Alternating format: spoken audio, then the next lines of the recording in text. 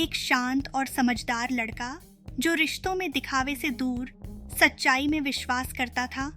उसका जीवन ज्यादा रंगीन नहीं था, लेकिन उसमें गहराई थी, और इस गहराई में सबसे खास थी अनिका। कॉलेज में पहली बार जब अनिका उससे टकराई, वो बस एक हल्की मुस्कान के साथ माफी मांगकर चली गई। लेकिन उस टकराहट ने नील के मन में कोई हलचल पैदा कर दी थी। वो मुलाकात धीरे धीरे दोस्ती में बदली, और दोस्ती ऐसे विश्वास में ढल गई जहां शब्दों की जरूरत नहीं रहती थी। नील और अनिका की दोस्ती कुछ अलग थी। वो एक दूसरे के बिना कहे ही सब समझ जाते। अनिका अपने घर की परेशानियां, अपने टूटे हुए रिश्ते, अपने डर, सब कुछ नील को बता देती। नील कभी प्यार का इजहार नहीं करता, क्योंकि उसे लगता था कि विश्वास के आगे शब्द बेमानी है। एक दिन अनिका ने कहा, नील, तुम मेरी लाइफ के वो इंसान हो जिस पर मैं खुद से ज्यादा भरोसा करती हूँ। नील की आंखों में चमक थी।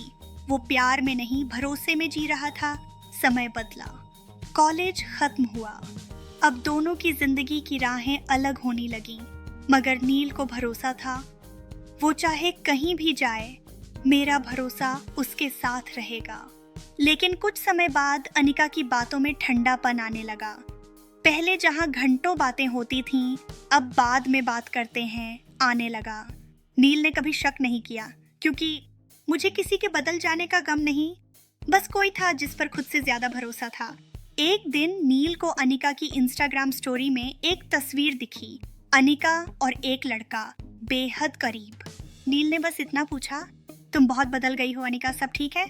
अनिका ने जवाब दिया, नील, हर रिश्ता हमेशा नहीं चलता, हम अब वैसे नहीं हैं, मुझे कुछ और चाहिए था। तुम्हारा साथ अच्छा था पर काफी नहीं।